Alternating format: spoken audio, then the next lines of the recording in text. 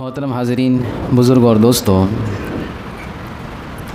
گزشتہ کل ہم نے زکوٰۃ کے مقاصد کو سمجھا کہ سب سے پہلے زکوٰۃ ادا کرنے کا مقصد یہ ہے کہ ہماری عبادت مالی وجود میں آئیں، اور دوسرا مقصد یہ کہ ہمارے معاشرے سے غریبی ختم ہو جائے، ہر مسلمان اس لائق بن جائے کہ وہ خود زکوٰۃ دینے والا بن جائے، اور تیسرا مقصد یہ تھا کہ ہمارے دلوں سے کنجوسی نکل جائے، ہمارا دل بڑا ہو جائے۔ آج ہم اسی سلسلے کو آگے بڑھاتے ہوئے کچھ حدیثوں سے، قرآن مجید کی آیتوں سے یہ سمجھیں گے کہ کنجوسی کتنی خطرناک چیز ہے، اور سخاوت، دریا دلی، دل کا کھلا ہوا ہونا، یہ کتنی محبوب چیز ہے اللہ کے نزدیک۔ ایک حدیث میں اللہ کے نبی صلی اللہ علیہ وسلم نے ارشاد فرمایا کہ سخاوت جو ہے، دریا دلی جس کو ہم کہتے ہیں، جنت میں ایک درخت ہے جس کا نام ہی سخاوت ہے۔ جو سخی ہوگا، جس کا دل بڑا ہوگا، جس کا دل کھلا ہوا ہوگا، وہ اس درخت کی ایک ٹہنی پکڑے گا اور جنت میں چلا جائے گا۔ اور بخل و کنجوسی جہنم کا ایک درخت ہے۔ جہنم میں مختلف درخت ہوں گے، جہنم میں مختلف وادیاں ہوں گی، کنویں ہوں گے۔ تو بخل اور کنجوسی ایک درخت کا نام ہے جو جہنم میں اگتا ہے، خاص جہنم کا درخت ہے وہ۔ جو بخیل ہوگا، کنجوس ہوگا، چھوٹے دل کا ہوگا، وہ اس کی ایک ٹہنی پکڑے گا اور جہنم میں چلا جائے گا۔ یہ کوئی قصہ کہانی نہیں ہے، یہ اللہ کے نبی صلی اللہ علیہ وسلم کی زبان سے نکلی ہوئی بات ہے، اور یہ حقیقت ہے۔ اس لیے دوستو، ہم سب اس بات کی فکر کرنے والے بن جائے کہ ہمارا دل کھلا ہوا ہونا چاہیے۔ کنجوسی یہ ایمان والے کی شان نہیں ہے۔ ایک حدیث میں اللہ کے نبی صلی اللہ علیہ وسلم نے ارشاد فرمایا کہ جب صبح ہوتی ہے، یعنی روزانہ دو فرشتے آسمانوں میں ظاہر ہوتے ہیں اور دونوں دعا کرتے ہیں۔ ایک دعا کرتا ہے، اے اللہ، خرچ کرنے والے کے مال کو اور بڑھا۔ اچھا، غور کرنے والی بات ہے کہ فرشتے اپنی مرضی سے یہ کام نہیں کرتے، اللہ نے ان کو حکم دیا ہے، اور وہ فرشتے اسی کام کے لیے پیدا ہوئے ہیں۔ اللہ رب العزت نے مختلف فرشتوں کو مختلف کاموں کے لیے پیدا کیا ہے، تو ان کا یہی کام ہے، اس کے علاوہ ان کا کوئی کام نہیں۔ ایک فرشتہ کہتا ہے، اللہ رب العزت، خرچ کرنے والے کے مال کو اور بڑھا۔ اور دوسرا فرشتہ کہتا ہے، اے اللہ، روک کے رکھنے والے کے مال کو تو بھی روک دے، آگے سپلائی نہیں ہو۔ اچھا، جو ہمارے پاس مال آتا ہے، جو بھی ہمارے پاس چیزیں ہیں، یہ اللہ کی عطا کردہ ہے، ہماری کوئی بس کی بات نہیں ہے کوئی مال کمانا۔ ہمارا علم، ہماری صلاحیتیں سب دھری کی دھری رہ جائیں گی، جب اللہ چاہیں گا تب ہی ہم کچھ نعمت کو حاصل کر سکتے ہیں، یہ بات تو پکی ہے۔ جیسے مثال کے طور پر اس حدیث کے سمجھانے کے وقت ہمارے استاد نے ایک مثال دی، کہنے لگے کہ آدمی ایک جانور پالتا ہے، مثال کے طور پر بھینس۔ روزانہ اس کا ایک وقت ہوتا ہے، صبح اور شام کا، اور مختلف قسم کی بھینسیں ہوتی ہیں، کوئی 7 لیٹر دودھ دیتی ہے، کوئی 5 لیٹر دودھ دیتی ہے، کوئی 3 لیٹر دودھ دیتی ہے، روزانہ کا اس کا معمول ہوتا ہے۔ تو اگر وقت پر اس دودھ کو نہ نکالا جائے اور یہ سوچا جائے کہ ایک ساتھ نکالوں گا، 2 دن کے بعد، 3 دن کے بعد نکالوں گا، تو ہمارے استاد کہتے تھے، پالن پور کے تھے وہ، وہاں پر بھینسیں جو ہے عام طور پر لوگ اس کا ہی بزنس کرتے ہیں، کہنے لگے کہ ایک تو اگر ایسا کیا جائے تو بھینس کو بیماری لگ جائیں گی، اس کا دودھ کم ہو جائے گا۔ دوسری بات یہ کہ انسان یہ سوچے گا کہ روزانہ یہ بھینس 10 لیٹر دودھ دیتی، 3 دن کے بعد نکالوں گا تو 30 لیٹر ہو جائے گا، اور ایک ہی ساتھ محنت کرنے کی ضرورت نہیں، ایک ہی ساتھ ہو جائے گا۔ تو جب تیسرے دن وہ نکالیں گا تو 30 لیٹر نہیں نکلے گا، بلکہ مشکل سے 10 سے 15 لیٹر نکلے گا، جس کی وجہ سے بھینس کو بھی تکلیف ہوں گی۔ تو اس حدیث کو سمجھانے کے لیے ہمارے استاد نے کہا کہ اگر کوئی شخص ضرورت کی جگہوں پر مال خرچ نہ کریں، جہاں پر واقعی ضرورت ہے، چاہے وہ اپنی ذات ہی پر کیوں نہ ہو، اپنے آل اولاد ہی پر کیوں نہ ہو، یا کسی بھی مسلمان کو ضرورت ہو، اور ہمارے پاس اتنی اللہ رب العزت نے ہماری اتنی یہ رکھی ہے کہ ہم اس کی مدد کر سکتے، اور نہ کریں تو اللہ رب العزت بھی ہماری مدد کے وقت اپنا ہاتھ کھینچ لیں گے۔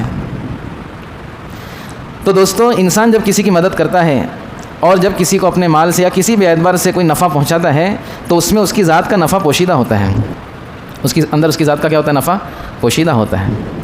اس لیے ہم دوستو اپنے دل کو بڑا کرنے والے بن جائیں، کنجوسی کی جو ہے اس ناپاک حرکت سے ہم بچنے والے بن جائیں۔ اللہ کے نبی صلی اللہ علیہ وسلم نے ارشاد فرمایا کہ کنجوسی ایک ایسا گناہ ہے جس نے پچھلی امتوں کو ایسی ایسی چیزوں کے کرنے پر مجبور کیا کہ اس کی وجہ سے وہ جہنم کے اور عذاب کے مستحق ہو گئے۔ کنجوسی نے ان کو رشتہ داریوں کو توڑنے کو کہا، انہوں نے رشتہ داریاں توڑ دیں، حتیٰ کہ بہت سخت جملے اس حدیث کے اندر، وہ جملے میں یہاں پر بیان نہیں کروں گا، کہ کنجوسی نے عجیب عجیب چیزوں کا ان کو حکم دیا اور انہوں نے اس پر عمل کر لیا۔ اللہ ہم سب کی حفاظت کے فیصلے فرمائیں۔ کل سورہ توبہ پڑھی گئی، اس کی تفسیر یا درس تو نہیں ہوا، لیکن اس میں چند آیتیں آئیں جس میں اللہ کے نبی صلی اللہ علیہ وسلم نے اللہ رب العزت کا ارشاد ایک حدیث میں فرمایا کہ اللہ رب العزت فرماتے ہیں کہ جو لوگ سونا اور چاندی بطور خزانے کے جمع کرتے ہیں اور اس کو اللہ کے راستے میں خرچ نہیں کرتے ہیں، تو کل قیامت کے دن، قرآن مجید کی آیت کا ترجمہ ہے، مفہوم اور خلاصہ ہے کہ قیامت کے دن اللہ رب العزت اس سونے اور چاندی کے پترے بنائیں گے، ان کو جو ہے جیسے مشین میں ڈال کر پترے بنائے جاتے کسی چیز کے، ویسے پترے بنائے جائیں گے، اور پھر جہنم میں ان کو تپایا جائے گا۔ اور جس نے مال جمع تو کیا، خزانہ جمع تو کیا، لیکن اس کو اللہ کے راستے میں خرچ نہیں کیا، یعنی اس کی زکوٰۃ نہیں نکالی، اس کا حق ادا نہیں کیا، تو ان پتروں کے ذریعے سے اس کے پیشانی پر، اس کے پہلو پر، اس کے پیٹھ پر داغا جائے گا۔ اور اللہ رب العزت نے اس آیت کے اندر یہ بھی فرمایا کہ جو لوگ ایسا کرتے ہیں ان کو دردناک عذاب کی خوشخبری سنا دو۔ نبی سے فرمایا کہ جو لوگ سونا چاندی جمع کرتے اللہ کے راستے میں خرچ نہیں کرتے تو ان کو خوشخبری سنا دو دردناک عذاب کی، اور پھر یہ چیزیں آگے ارشاد فرمائیں۔ اچھا، جب یہ اللہ کے نبی صلی اللہ علیہ وسلم نے صحابہ کے سامنے بات رکھی تو صحابہ کرام جو ہے بڑے ڈرنے والے تھے، تو صحابہ کرام یہ سمجھے کہ جو بھی آدمی مال جمع کرتا ہے وہ سب ہی اس کو خرچہ کرنا پڑے گا، جمع ایک روپیہ بھی اپنے پاس رکھ نہیں سکتا۔ تو بڑے پریشان ہو گئے صحابہ اس آیت کو سن کر۔ تو حضرت عمر رضی اللہ عنہ نے دیکھا کہ صحابہ بڑے پریشان ہیں، تو کہنے لگے کہ میں تمہارے اس مسئلے کا حل نکالتا ہوں۔ اللہ کے نبی صلی اللہ علیہ وسلم خدمت میں گئے ہیں، کہنے لگے اے اللہ کے نبی صلی اللہ علیہ وسلم، یہ آیت صحابہ پر بہت بھاری گزر رہی ہے، وہ یہ سمجھ رہے ہیں کہ پورا مال خرچ کرنا ہے، اپنے پاس کچھ ہی نہیں رکھنا ہے۔ تو اللہ کے نبی صلی اللہ علیہ وسلم نے ارشاد فرمایا کہ یہ اس مال کی بات ہے جس کی زکوٰۃ نہ نکالی جائے، جس مال کی زکوٰۃ نکالی جائے تو باقی جو مال ہے وہ پاک ہو جاتا ہے، وہ اس وعید میں شامل نہیں ہے۔ پھر اللہ کے نبی صلی اللہ علیہ وسلم نے بات کو سمجھانے کے لیے اور ایک جملہ کہا، اگر ایسا ہی ہوتا کہ مال بالکل نہیں جمع کرنا ہے، اپنے پاس نہیں رکھنا ہے، تو پھر اللہ رب العزت نے میراث کی تقسیم کا حکم کیوں دیا کہ ایک آدمی مر جائے اور اس کے پاس لاکھوں کروڑوں کی پراپرٹی ہو تو اس کے بچوں میں وہ تقسیم ہوگی، اس کو اتنا ملے گا، اس کو اتنا ملے گا۔ تو اللہ رب العزت نے میراث کا یہ حکم اسی لیے دیا ہے کہ مال جمع کر سکتے ہیں، لیکن مال جمع کرنے کا مطلب یہ نہیں کہ زکوٰۃ نہ دو۔ اور پھر اللہ کے نبی نے فرمایا عمر، یہ مال جمع کرنے سے اچھی چیز بتاؤ جو جمع کرنا چاہیے، جس کو حفاظت کے ساتھ رکھنا چاہیے، جس کے اوپر محنت کرنا چاہیے۔ حضرت عمر نے کہا کہ اللہ کے نبی نے ضرور بتلائیے۔ تو حضرت عمر سے اللہ کے نبی نے فرمایا کہ جمع کر کے رکھنے کی چیز یہ ہے کہ تمہارے اخلاق اچھے ہو جائے، تمہاری عادتیں اچھی ہو جائے، اور دوسری چیز اللہ کے نبی نے فرمایا کہ نیک بیوی، یہ بھی بہت اچھی چیز ہے۔ اور پھر اس کی صفت بتائی، پہلی صفت تو اس بیوی کی یہ ہو کہ جب تم اس کو دیکھو تو تمہارا دل خوش ہو جائے، جب تم اس کو دیکھو تو دل ہو جائے تمہارا خوش ہو جائے، اور جب تم اس کو کسی چیز کا حکم دو تو فوراً وہ اس کو پورا کرے، اور جب تم اپنے گھر سے کہیں دور چلے جاؤ تو وہ تمہاری عزت کی اور تمہارے سامان کی اور تمہارے مال کی حفاظت کرے۔ جمع کرنے کی چیز تو یہ ہے۔ تو اس حدیث سے دوستوں معلوم ہوا کہ مال کا جمع کرنا، مال کا اپنے پاس رکھنا کوئی بری بات نہیں ہے، لیکن اس کی زکوٰۃ نہ نکالنا اور صحیح جگہوں پر اس کو خرچ نہ کرنا، یہ سب سے خطرناک بات ہے۔ اس لیے دوستو ہم اس بات کی نیت کریں کہ اللہ رب العزت نے جو ہم کو دیا ہے اس میں سے وقتاً فوقتاً ہم صدقات اور خیرات کرتے رہیں، اور جس کے حق ہے اس کو دیا کریں۔ بخاری شریف کی روایت میں اللہ کے نبی صلی اللہ علیہ وسلم نے ایک اور وعید سنائی ہے۔ اللہ کے نبی صلی اللہ علیہ وسلم نے ارشاد فرمایا کہ جس کو اللہ رب العزت نے مال دیا ہو، من آتا اللہ مالا، جس کو اللہ رب العزت نے مال دیا، ایک حیثیت دی، اور وہ اس کا حق ادا نہ کرے، اس کی زکوٰۃ نہ نکالے، تو کل قیامت کے دن اس مال کو اللہ رب العزت 2 نقطے والا گنجا سانپ بنائیں گے۔ یہاں پر سانپ کی صفت بھی بتائی، یہ جو 2 نقطے ہوتے ہیں سانپ میں، اور اس کے جو بال، سانپ کی ایک عمر ہوتی ہے، اس کو بال آتے ہیں، پھر اس کے بعد وہ بال جھڑ جاتے ہیں، اس کے گنجا سانپ بولتے ہیں۔ اقرا کا لفظ آیا حدیث میں، گنجا سانپ۔ تو یہ علماء کہتے ہیں، مفسرین اور محدثین کہتے ہیں کہ یہ 2 صفت اللہ کے نبی نے اس لیے بتائی ہے کہ جب سانپ بہت زیادہ زہریلا ہو جاتا ہے تو وہ یہ صفت اس کے اندر آتی ہے، وہ 2 نقطے آتے ہیں اس کے اندر اور وہ گنجا ہو جاتا ہے، خود کے زہر کے لیے وہ گنجا ہو جاتا ہے، اتنا زہریلا ہو جاتا ہے۔ تو قیامت کے دن اس مال کو اللہ رب العزت سانپ بنائیں گے، اور وہ جو جس نے زکوٰۃ ادا نہیں کی ہے وہ سانپ اس کے گلے کا توق بن جائے گا، اس طرح سے لپیٹ دیا جائے گا اور اس کا چہرہ اس کے چہرے کے بالکل سامنے آ جائے گا۔ اللہ کے نبی نے فرمایا کہ وہ سانپ اس کو ڈستا رہے گا قیامت کے دن اور کہتا رہے گا غلط فہمی میں مت رہے، میں سانپ نہیں ہوں، انا مالک انا کنزک، میں تو تیرا مال ہوں، میں تو تیرا خزانہ ہوں، یہ کہے گا اور ڈستا رہے گا۔ اب محدثین نے کہا کہ ہر عمل کو، ہر سزا کو، ہر جزا کو عمل کے ساتھ مناسبت ہوتی ہے۔ اللہ رب العزت نے اس کو سانپ ہی کیوں مسلط کیا؟ کیونکہ بعض لوگ کہتے ہیں نا اپنے خزانے پہ بیٹھا ہے سانپ کی طرح، کیا بولتے ہیں؟ سانپ کی طرح خزانے پہ بیٹھا ہے، نہ خود فائدہ اٹھا رہا ہے نہ دوسروں کو فائدہ اٹھانے دے رہا ہے، ایسا بولتے ہیں بولنے والے۔ تو اسی لیے دوستو اس کو اس حدیث سے مناسبت ہے کہ جس طرح اس نے عمل کیا اس کے ساتھ وہ عمل اس کا ہوتا رہے گا، اور یہ قیامت کے دن جب تک لوگوں کا حساب کتاب نہ ہو جائے جب تک اس کے ساتھ معاملہ ہوتا رہے گا۔ اس لیے دوستو اس بات کی ہم کو فکر کرنا ہے، ہم جان جان کر پوری زکوٰۃ نکالنے والے بن جائے تاکہ کل آخرت میں اور قیامت میں ہم کو شرمندگی نہ اٹھانا پڑے اور عذابات کے دو چار نہ ہونا پڑے۔ اچھا، ہماری زکوٰۃ ہم نے نکالی پوری حساب کے ساتھ، اب زکوٰۃ قبول ہوئی کہ نہیں ہوئی یہ بھی تو ہم کو پتہ چلنا چاہیے۔ زکوٰۃ اللہ کے بارگاہ میں قبول ہوئی کہ نہیں ہوئی، ضروری نہیں کہ قبول ہو جائے۔ تو ہمارے استاد نے بہت اچھی اس کی مثال دی۔ دوستو یہ اس لیے میں بتاتا ہوں تاکہ ہم جو بھی عمل کریں اس کو یہ تمام چیزوں کو سامنے رکھ کر کرنے والے بن جائیں۔ یہ سب جو ہمارے اساتذہ کی بات ہے، استادوں کی بات ہے نا دوستو، یہ سونے سے بھی زیادہ قیمتی ہے، اور اس کو آپ یاد رکھو جیسے میں نے یاد رکھا، اور اپنے اولادوں کو یہ باتیں بتاؤ۔ یہ سلسلہ چلتا رہنا چاہیے کیونکہ ہم زمانے بھر سے عمل تو کر رہے ہیں، روزہ بھی رکھ رہے ہیں، زکوٰۃ بھی دے رہے ہیں، لیکن اس عمل کے اندر جان نہیں ہے، کھوکھلے عمل ہیں۔ ان چیزوں کے ذریعے سے، بزرگان دین کی باتوں کے ذریعے سے ان اعمال میں جان آئے گی۔ کہنے لگے زکوٰۃ ہم نے نکالی، وہ زکوٰۃ اللہ نے قبول کی یا نہیں کی، اس کی علامت کیا ہے، اس کی نشانی کیا ہے؟ مثال دی۔ کہنے لگے ایک آدمی نے سفر میں، اکثر ہمارے ساتھ بھی ہوتا ہوگا ایسا، سفر میں ہے ہم دور، ہم کو غسل کی روزانہ کی عادت ہے، ہم روزانہ فریش ہوتے ہیں، خاص طور پر گرمی میں 2 بار 3 بار بھی ہم غسل کرتے ہیں۔ ایک آدمی کو 5 دن تک غسل کا انتظام نہیں ہوا، اس نے 5 دن تک نہایا نہیں، 5 دن تک کپڑے بدلی نہیں کیا، تو ہم سب سوچ سکتے ہیں دوستو کیسی بے چینی ہوتی ہے، کیسی بے چینی ہوتی ہے۔ ارے غسل نہیں کیا، نہانے نہیں ملا، پانی کا انتظام نہیں ہوا، یہ سفر ایسا ہی ہوتا ہے، ہم اندر سے ایک دم چڑچڑے ہو جاتے ہیں۔ اور جیسے ہی غسل کا انتظام ہوا، ہم اپنے گھر پر لوٹے یا جہاں پر ہم کو جانا تھا وہاں پر پہنچے، وہاں پر ہم کو پتہ چلا کہ غسل کا انتظام ہے، ہم گئے گرم پانی سے نہائے، برش کیے اور صاف ستھرے کپڑے پہن لیے، تو اب دل میں ایک نشاط پیدا ہوتا ہے، ایک فریشنس آتی ہے، دل خوش ہو جاتا ہے ایک دم۔ ایک بار کھانا نہیں ملے تو چل جائے، لیکن اگر ایسا کبھی معاملہ ہو جائے، میرے ساتھ تو ایسا ہی ہے کہ بالکل ایسا لگتا ہے کیا ہو گیا، دنیا ختم ہو گیا ایسا لگتا ہے، لیکن جب غسل کا انتظام ہو جائے، پانی مل جائے، اچھا انتظام ہو جائے، غسل کر لے تو ایک دم فریشنس لگتی ہے۔ تو ہمارے استاد کہتے تھے جب زکوٰۃ نکالی جائے تو آدمی اندر سے فریش ہو جائے، اس کے اوپر سے ایک بوجھ ہلکا ہو جائے، ایسا اس کو لگ رہا ہے زکوٰۃ نکالتے وقت، تو سمجھ میں آنا چاہیے کہ اس کی زکوٰۃ قبول ہو گئی۔ اور اگر زکوٰۃ نکالتے وقت ایسا محسوس ہو کہ یہ کیا مصیبت آ گئی گلے میں ہے، اللہ کے نبی نے فرمایا کہ قیامت کی علامت میں سے ایک علامت یہ ہے کہ لوگ زکوٰۃ کو تاوان سمجھ کر دیں گے، ٹیکس سمجھ کر دیں گے۔ مطلب کیا ہے؟ جیسے ہم انکم ٹیکس بچانے کی فکر میں لگے رہتے ہیں، سی اے کے پاس جاتے ہیں اور بولتے بھائی کیسا اس کے اندر کیا ہو جائے، اس کو بولنے کی بھی ضرورت نہیں، وہ خود ہی بچاتا ہے۔